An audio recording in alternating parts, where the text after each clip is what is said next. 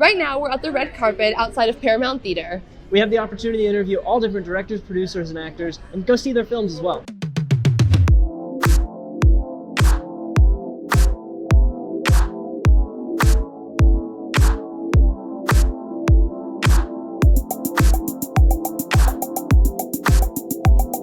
I think it's really nice when things are very simple, and there was a real reduction to just actors, light, and camera.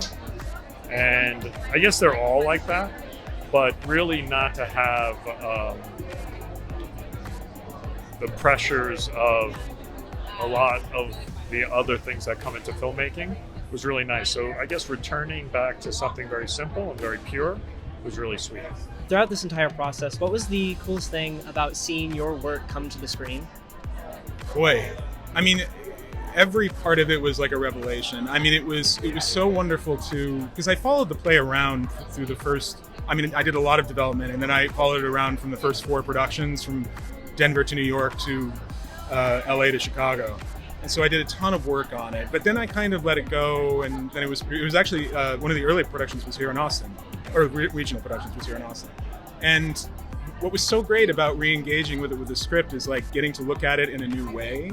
It was almost like, you know, turning the sculpture 30 degrees and seeing new parts of it, and also the process of having 10 years to work on this script. You know, I think it still feels as like vulnerable and personal to me as it did when I wrote it, but I'm also older, I have a little more distance, and I think I was able to look at it in new ways and clearer ways. And also I'm a dad now, which is really a dad to a little girl, you know, and so like the idea of fatherhood is much less theoretical to me now.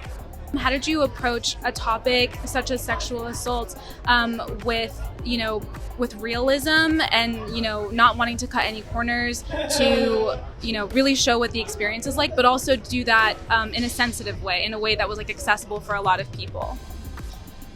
I mean, we always knew we didn't want to show the assaults themselves, that wasn't what the film was about. The aftermath of the assaults, the way these women process it, the way they try to figure out in community how to move forward and away from the circumstances that led to these assaults, that's what was interesting to us. So we wanted to do a realistic unpacking of the experience, but never to show the actual violence itself.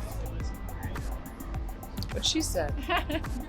I mean, I think the aftermath, we also didn't pull any punches. I mean, I think you see the level of brutality and trauma and violence. But I think what happens to so many assault survivors is that those moments after are expected to be organized and linear and easily tellable, and they're not. So I think those immediate moments afterward were pretty sacred to us because we knew that was a space that is so misunderstood. This is what I want audiences to take away, that none of us can survive without each other. And even though we may disagree, we owe ourselves a conversation, because without each other, we can't be here. So honor the person to your left and your right.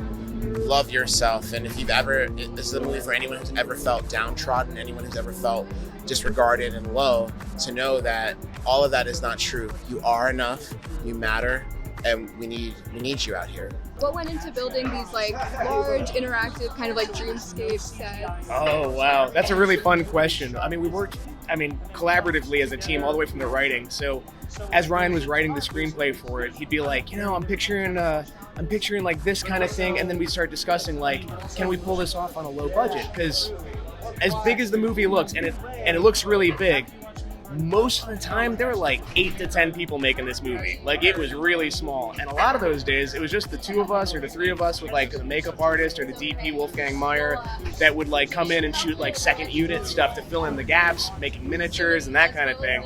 So from the very, very beginning, we're like, how do we break this down into something that we can accomplish, right? Like, we'd break it up into stages, like, okay, this is something that's bite-sized that I know we can get through, and that was our way of getting through a giant scale movie with extensive practical sets and set design from beginning to end. It was just making it manageable.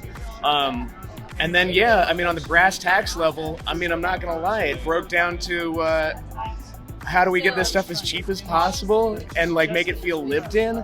And it's funny because for us, those things go hand in hand. Like, oftentimes we were building the sets out of reclaimed and recycled materials and literally trash because it looks old and it looks worn in and it looks like it's already existed in a space. And so using those kind of materials gives everything an authenticity that honestly you can't get in a movie where someone is hand building each thing from brand new. So if something looks rusty in this movie, a lot of times it was just a rusty thing that we found and sourced and we were like, this is perfect for this. There's a really magical sequence in the movie with an organ, with a musician playing an organ.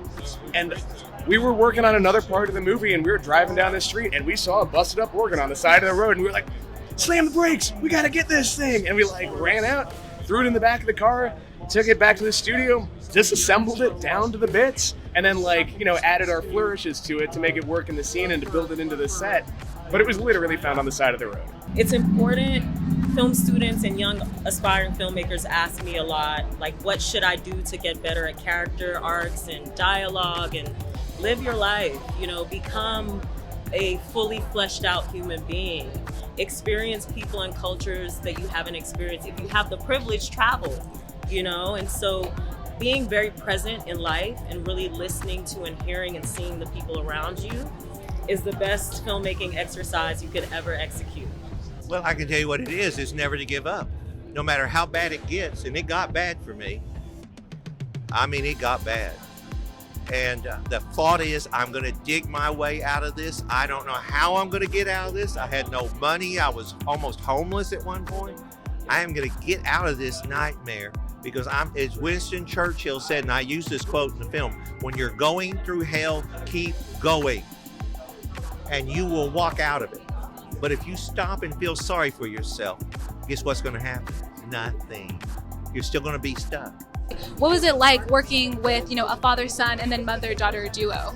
Well, it made my job a little bit easier because there's a built-in history that they share, right? So that's nice.